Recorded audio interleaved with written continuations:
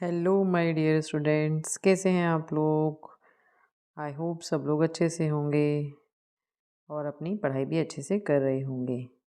तो देखिए, आज मैं आप लोगों के लिए लेकर आई हूँ क्लास 5th का मैथ्स का पीरियोडिक 2 का एक सैम्पल पेपर। ठीक है, केवी वालों के लिए भी है और लोग भी इसके लिए प्रैक्टिस, क्योंकि देखिए सिलेबस तो सेम ही रहता है। ठीक है, तो क्योंकि मैंने कहा है कि ये सैम्पल पेपर है तो प्रैक्टिस तो इसको कोई भी कर सकता है। ठीक है, तो इसमें कैसे कैसे क्वेश्चंस आपको गिवन होंगे: concept of knowledge, concept of understanding, ability to compute, problem solving, ability, मतलब टोटल 40 मार्क्स का ये आपका पेपर है। ठीक है, तो चलिए विदाउट एनी डिले स्टार्ट करते हैं और देखते हैं कि हमारा पेपर किस तरह का है। तो देखिए, पहले हमें वेरी शॉर्ट आंसर्स दिए हैं knowledge based. Tick the correct answer. First question है, एन ओपन क्यूब हैज़। ये कह रहे हैं कि अगर एक क्यूब कैसा है आपके पास, ओपन है, मतलब सपोज करिए एक ये क्यूब है। ठीक है, इस तरह से ये क्यूब है जो कि कैसा है, ऊपर से ओपन है। कैसा है, यहाँ से ओपन है। सपोज करिए कि आपके पास क्या है एक बॉक्स है। ठीक है, बॉक्स जो है वो ऊपर से ओपन है, तो जो उसमें नंबर ऑफ फेसेस होंगे वो कितने होंगे। देखिए, ऊपर वाला तो हम काउंट नहीं करेंगे क्योंकि यहाँ से तो ये खुला है। तो चारों तो इसकी, एक तो ये वाला फेस हो गया, एक ये वाला, एक ये पीछे की तरफ और एक इस साइड में और एक नीचे की तरफ। तो कितने फेसेस हो जाएंगे, टोटल 5 हो जाएंगे। या आप इस तरह से भी ले सकते हैं कि सपोज़ आप एक रूम में बैठे हैं तो रूम की सीलिंग को यानी छत को छोड़ दीजिए और चारों दीवारें और नीचे का जो फर्श है उसे काउंट कर लीजिए। तो कितने फेसेस हुए, टोटल 5 फेसेस हुए। तो इसका आंसर हो जाएगा 5। ठीक है, नेक्स्ट है, अ क्यूबॉइड हैज़। क्यूबॉइड में कितने कॉर्नर्स होते हैं ये पूछ रहे हैं। तो ठीक है, यहाँ पे सपोज मैंने कि क्यूबॉइड बना लिया। ये कह रहे हैं कि इसमें कितने कॉर्नर्स होते हैं ये बताइए। तो देखिए, 4 कॉर्नर्स तो ऊपर हो गए, है ना, और 4 कॉर्नर्स नीचे हो गए। तो कितने हो गए टोटल कॉर्नर्स, 8 कॉर्नर्स हो गए टोटल। ठीक है, नेक्स्ट क्वेश्चन है, if 100 is divided into 100 equal parts then each part is called। ये कह रहे हैं कि 100 को, सपोज हमारे पास ये ऐसे है ना, 100 को हमने 100 इक्वल पार्ट्स में डिवाइड कर दिया। क्या करा, 100 को 100 इक्वल ऐसे करके हम डिवाइड कर लेते हैं ना, जैसे हमने उसमें पढ़ा है अपनी बुक्स में, इस तरह से दिया होता है टोटल, और फिर इस तरह से भी डिवाइड कर दिया। ठीक है, तो अब ये कह रहे हैं कि देन ईच पार्ट, ये इसका जो ये वाला जो पार्ट होगा, इस पार्ट को हम इस पूरे का क्या बोलेंगे, इस पूरे का हम इसको क्या बोलेंगे। तो देखिए, 100 तो नहीं बोल सकते इस एक पार्ट को। अगर मैंने जैसे सपोज करिए आपने ऐसे पढ़ा होगा कि ये आपके पास एक पूरा होल पार्ट है, इसके आपने 10 पार्ट किए। ठीक है, और आपसे पूछा जाता कि इसको क्या बोलेंगे, इसका हमारा जो पार्ट है वो कितना होगा, तो हम 1/10 कहते थे। अब हमने 10 की जगह यहाँ पे क्या किया है, इसे 100 में डिवाइड किया और इसके एक पार्ट के लिए पूछ रहे हैं कि क्या होगा। तो इसको हम क्या बोलते थे, 1/10 को हम 1/10 कह सकते थे। तो ऐसे ये जो हमने 100 वाले को डिवाइड किया है, इसे हम क्या बोल सकते हैं, 100th बोल सकते हैं। क्या बोल सकते हैं, 1/100 है तो इसे हम क्या बोल सकते हैं, 100th बोल सकते हैं। ठीक है, तो इसका सही आंसर हो जाएगा आपका बी। नेक्स्ट है, साइड ऑफ अ स्क्वायर। एक आपको स्क्वायर गिवन है।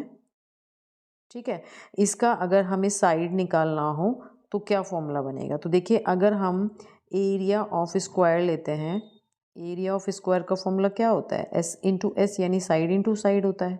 अब अगर हमें क्या करना है, यहाँ पे देखिए हमें फॉर्मूले में क्या क्या दिया है, एरिया इंटू साइड। तो देखिए, एरिया इंटू साइड तो नहीं हो सकता। ठीक है, perimeter divided by 4, perimeter plus 4। तो देखिए, यहाँ पे एरिया से रिलेटेड तो कुछ ये वाला तो बन नहीं रहा, तो आप पेरीमीटर चेक करते हैं। पेरीमीटर क्या होता है, किसी भी स्क्वायर का पेरीमीटर होता है क्या कहते हैं, 4 इंटू साइड। ठीक है, तो हमारे पास जो क्या कहते हैं साइड निकालेंगे, ये साइड निकालने का जो फॉर्मूला होगा वो क्या बन जाएगा, पेरीमीटर। ये 4 यहाँ पे मल्टीप्लिकेशन में, तो ये अपॉन में चला जाएगा यहाँ पे, तो यहाँ क्या हो जाएगा, डिवाइडेड बाय 4 आ जाएगा। ठीक है, तो इट मीन्स ये वाला फॉर्मूला इस पर अप्लाई होगा। क्या कि अगर हमें किसी स्क्वायर की साइड निकालनी हो और पेरीमीटर आपको गिवन हो तो हम उसे 4 से डिवाइड कर देंगे तो हमारे पास साइड आ जाएगी। ठीक है, नेक्स्ट क्वेश्चन है, 4/10। 4/10 इनमें से किसके इक्वल हो सकता है, इसके इक्वल होगा, इसके इक्वल होगा या इसके इक्वल होगा। तो देखिए, 4/10 का मतलब ये हुआ 4/10। और 4/10 को अगर हम डेसिमल में कन्वर्ट करें तो क्या होगा, यहाँ पर कितनी ज़ीरो है, एक, तो यहाँ पे क्या होगा, 4 के जस्ट बाद डेसिमल लग जाएगा यानी 0.4 होगा। तो इसका सही आंसर क्या आ जाएगा आपका, A is a right answer. ठीक है, नेक्स्ट है हमारे पास इसमें यूनिट ऑफ द एरिया। अगर हम एरिया निकालते हैं किसी भी चीज़ का तो उसकी यूनिट क्या आती है। तो सपोज़ करिए आपके पास कुछ भी चीज़ है, एक आपके पास स्क्वायर है, ठीक है, इसकी हमें side 2 into 2 metre by 2 metre दी है। तो हम क्या करते हैं, 2 मीटर बाई 2 मीटर करके इसे मल्टीप्लाई करते हैं और 4 ये मीटर और मीटर भी मल्टीप्लाई होके मीटर स्क्वायर लिखते हैं, या इसे हम 4 स्क्वायर मीटर लिखते हैं। दोनों तरीके होते हैं लिखने के, है ना। तो हम मीटर स्क्वायर के फॉर्म में तो यहाँ दे नहीं रखा, क्या दिया है, स्क्वायर मीटर। तो इट मीन्स हमारे पास जो इसका राइट आंसर होगा यूनिट ऑफ एरिया वो क्या होगा, स्क्वायर सेंटीमीटर होगा। ठीक है, क्योंकि यहाँ पे इन्होंने मीटर सेंटीमीटर तो कुछ दिया नहीं। अब क्यूब तो होगा नहीं, ये तो क्यूब के लिए होता है, और किलोमीटर भी नहीं हो सकता खाली। ठीक है, नेक्स्ट क्वेश्चन है इसमें हमारे पास, draw a deep drawing for the following floor map.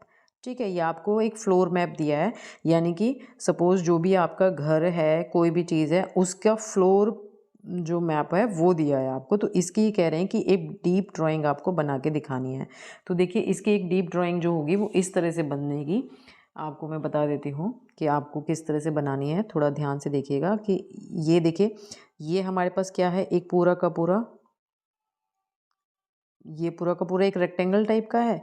फिर यहाँ से अंदर की तरफ जा रहे हैं, ठीक है, और फिर ये भी एक क्या है, रेक्टेंगल टाइप का है। तो मैं यहाँ पर क्या करती हूँ, एक तो मैं इसकी क्या बनाऊँगी, पहले तो ऐसे करके इसकी छत टाइप की बना लेते हैं, जो सीलिंग होती है।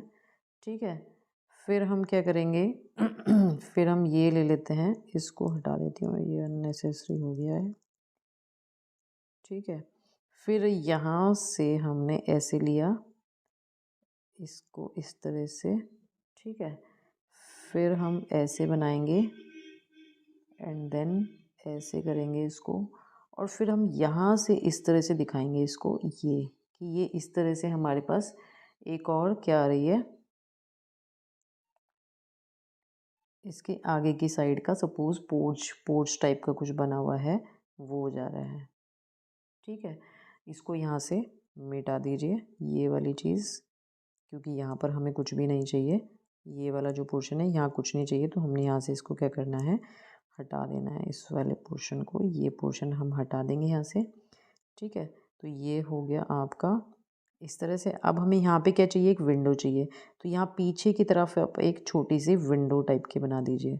अब यहाँ पर भी हमें एक विंडो चाहिए, तो यहाँ पर भी हम क्या करेंगे, एक विंडो बना देंगे। ये देखिए, ये जो इस तरह से दिखा रखा है ना, ये ऐसे दिखा रहा है कि विंडो का जो दरवाज़ा है ना वो खुलेगा। तो ये इसके सपोज़ ये जो दरवाजे हैं ये जब खुलेंगे तो वो इसी शेप में जाएंगे, ऐसे इसके भी जो दरवाजे हैं वो जब खुलेंगे तो इसी शेप में जाएंगे। और यहाँ पर हमें क्या चाहिए, यहाँ पर हमें एक डोर चाहिए, तो यहाँ पर हम एक डोर बना देंगे। ठीक है, फिर यहाँ पर भी एक विंडो चाहिए, ये एक विंडो है, तो यहाँ पर भी हम एक विंडो बना देंगे। ये इसका फ्रंट व्यू टाइप का हो गया। अब ये वाली जो विंडो है ये कहीं बैक साइड में होगी, तो इस विंडो को हम नहीं दिखा सकते। ठीक है, तो बस इसकी जो हमें डीप ड्राइंग बना के दिखानी है वो इसी तरह से बनेगी। ठीक है, इसको थोड़ा सा आप कलरफुल कर दीजिए, कलर वलर कर दीजिए, जैसे हम कोई भी घर बनाते हैं और उसमें कलर्स कर देते हैं। ठीक है, नेक्स्ट क्वेश्चन की तरफ बढ़ते हैं। क्या है next question, find the volume.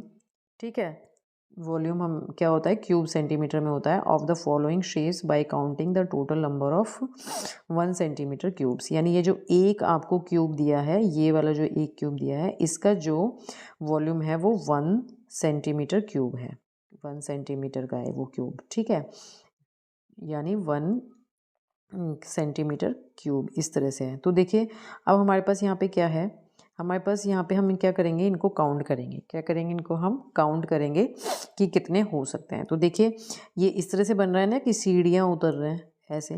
तो यहाँ देखिए, अगर यहाँ पर हमारे पास 4 क्यूब्स हैं, ये क्या है, 4 है, 1 2 3 1 2 3 4। अब ये 4 हमारे इस वाले में भी होंगे, इस वाले में भी होंगे, इस वाले में भी होंगे, है ना। तो 4 इधर और 4 इधर, तो 4 4 सा कितना हो गया हमारा, 16 हो गया। कितना हो गया, 16। अब देखिए यहाँ पर कितने हैं, ये 1 2 3 1 2 3 3 इधर हैं और 4 इधर लगे हुए हैं ना।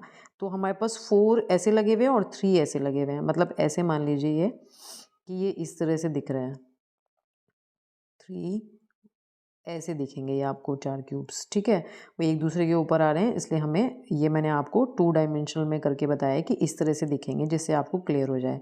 तो देखिए 1 2 3 4 और 1 2 3, तो हम 4 इंटू 3, यानी इस वाले के लिए ये वाला जो पोर्शन है, इस वाले के लिए 4 3 ज़ा 12 हो गया इसका वॉल्यूम।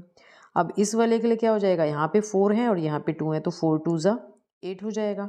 और इस वाले में अब यहाँ से देखिए आपको क्लियर होगा, 1 2 3 4 4 और एक इधर से तो एक ही हमारे पास स्टेप है, तो 4 इंटू 1 कितना हो जाएगा, 4 हो जाएगा। अब इन सबको आप क्या कर दीजिए, ऐड कर दीजिए, तो 16 12 प्लस 8 20, ठीक है, और 20 प्लस 20 कितना हो जाएगा, 40 हो जाएगा। तो 40 क्यूब सेंटीमीटर या सेंटीमीटर क्यूब इसका क्या हो जाएगा, वॉल्यूम हो जाएगा, ठीक है।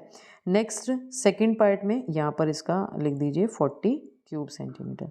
नेक्स्ट इस वाले में देखिए, यहाँ तो ये बहुत सीधा है, यहाँ पे आपको ये 3/3 का एक दिया है और ये भी एक 3/3 का है, तो इसमें आप क्या करेंगे, सिंपली कर देंगे 3 इंटू 3, यानी आपके ये वाले जो क्यूब्स हैं 1 2 3 1 2 3 4 5 6 7 8 9, तो इसी तरह से इस वाले में भी होंगे, इसी तरह से इस वाले में भी होंगे, तो कितने हो जाएंगे, 9 प्लस 9 प्लस 9, या फिर हम क्या कर देंगे, 9 प्लस 9 प्लस 9 कितना हो जाएगा, 27, या हम क्या कर देंगे, ये हमारे पास कितने हैं टोटल, 1 वाले में 3 इंटू 3, तो 9 हो गया, तो 9 इंटू 3 कर देंगे, यानी इस वाले में आपके पास 9 हो गए, तो 3 में कितने होंगे, 9 इंटू 3 यानी 27 क्यूब सेंटीमीटर हो जाएगा, ठीक है। नेक्स्ट बढ़ते हैं हम अंडरस्टैंडिंग के क्वेश्चंस की तरफ। Value of USA dollar is, ये कह रहे हैं यूएसए डॉलर की जो वैल्यू होती है वो more than a Indian rupee होती है, या less than a Indian rupee होती है, या equal to a Indian rupee होती है, ठीक है। तो देखिए जो हमारी डॉलर की वैल्यू होती है वो 70 से 80 के आसपास वेरी करती रहती है ना। तो इसका मतलब जो हमारे पास रुपी होता है उससे क्या होती है, ये ज़्यादा होती है, क्या होता है, उससे ज़्यादा होती है, तो इट मीन्स इसका सही आंसर क्या हो जाएगा, ए हो जाएगा। नेक्स्ट है area of the chair seat will be written as, आपके पास एक चेयर है, ठीक है, इस टाइप के कुछ एक चेयर टाइप की है, ये कह रहे हैं उसका जो अगर एरिया आप लिखेंगे तो वो किस में लिखेंगे, स्क्वायर सेंटीमीटर में लिखेंगे, स्क्वायर मीटर में लिखेंगे, या किलोमीटर में। अब देखिए किलोमीटर तो बहुत बड़ा होता है और मीटर भी बहुत बड़ा होता है, तो मीटर और किलोमीटर में तो किसी चेयर का क्या कहते हैं एरिया नहीं हो सकता, तो किस में होगा, सेंटीमीटर में ही हो सकता है, तो इट मीन्स इसका राइट आंसर हो जाएगा स्क्वायर सेंटीमीटर। नेक्स्ट क्वेश्चन है हमारा इसमें, match the shape on the left with the box into which it will fold, ये कह रहे हैं कि ये आपको कुछ शेप्स दे रखी हैं, ठीक है, और उसके नीचे इनके वो दिए हुए हैं, फोल्ड्स दिए हुए हैं, ठीक है, यानी नेट दिए हैं, तो ये कह रहे हैं कि इनमें से कौन सी शेप का कौन सा नेट है, ये आपको बताना है। तो देखिए पहली वाली जो शेप है इसका जो नेट होगा वो ये वाला होगा, क्योंकि इसको अगर मैं क्या करूँगी, फोल्ड कर दूँगी इधर ऊपर की तरफ, तो ये चीज़ बन जाएगी, ठीक है, तो इसको हम यहाँ मैच कर देते हैं। नेक्स्ट ये वाला जो है वो क्या है, एक बर्थडे कैप की तरह है, तो वो किससे बनेगा, वो इस वाले से बनेगा, किससे, इस वाले से बनेगा। इसको जब हम यहाँ पर आपस में मिलाएंगे तो हमारे पास एक क्या बन जाएगी, बर्थडे कैप बन जाएगी, ठीक है। नेक्स्ट है हमारे पास इसमें ये वाली शेप, ये क्या है हमारा स्क्वायर प्रिज्म है, तो यानी नीचे का जो शेप है बेस जो है वो तो हमारा स्क्वायर और ऊपर से ट्रायंगल है, तो ये कहाँ पे मैच होगा, इससे मैच हो जाएगा, ठीक है। नेक्स्ट जो है हमारा क्या है, एक सिलेंडर टाइप का है, तो सिलेंडर तो हम क्या करते हैं, सिंपली एक पेपर को अगर हम फोल्ड कर देंगे इस तरह से करके तो वो क्या बन जाता है, एक सिलेंडर बन जाता है, तो यानी ये इससे मैच हो जाएगा, तो ये हम इस तरह से करेंगे, ठीक है। नेक्स्ट है observe the picture and find out the length of pencil given below, ये कह रहे हैं इस पिक्चर को देखिए और बताइए कि इस पेंसिल की जो लेंथ है, लेंथ ऑफ पेंसिल मिलीमीटर में कितनी है और सेंटीमीटर में कितनी है। तो देखिए ये जो हमारा एक छोटा सा पोर्शन होता है ये वाला 1 मिलीमीटर होता है, कितना होता है, 1 मिलीमीटर। तो देखिए हमारी जो पेंसिल है वो यहाँ से लेके यहाँ तक है, तो अगर ये 1 है तो ये 2 3 4 5 6 पर जाके ख़त्म हो रहा है, क्योंकि ये 1 मिलीमीटर है, तो टोटल कितना हो जाएगा, 6 मिलीमीटर, तो इट मीन्स मिलीमीटर में तो जो उसकी लेंथ है वो कितनी है, 6 है। अब ये पूछ रहे हैं कि सेंटीमीटर में क्या होगी, तो देखिए 1 सेंटीमीटर में कितने मिलीमीटर होते हैं, 10 मिलीमीटर होता है, तो अगर हम 6 को 10 से डिवाइड कर दें तो हमें क्या मिल जाएगा, सेंटीमीटर में मिल जाएगा, यानी 0.6 सेंटीमीटर इस पेंसिल की लेंथ हो जाएगी। ठीक है, नेक्स्ट है इसमें हमारे पास make a nice design by colouring 0.38 part of this square, है ना। कोई ये स्क्वायर दिया है आपको, इसमें से आप 0.38 का मतलब इसको अगर हम डेसिमल हटाएं तो 38 अपॉन पॉइंट के बाद 2 डिजिट हैं तो 100 हो जाएगा।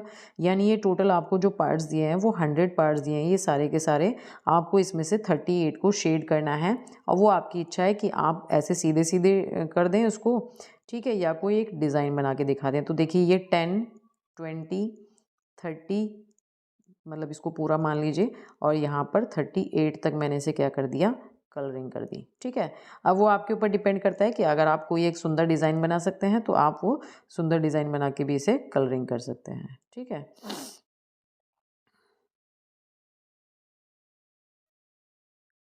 मतलब आपको मैं ऐसे बता देती हूँ कि जैसे सपोज़ करिए ये इस तरह से आपको एक पूरा ये कलर कर देना है। ठीक है, फिर ऐसे ही एक आपको ये वाला भी कलर कर देना है, फिर ऐसे ही आपको ये वाला भी कलर कर देना है, और एक इसमें से आपको सिर्फ इतना 8 तक कलर करना है, ये इस तरह से। ठीक है, इस तरह से होगा ये क्वेश्चन।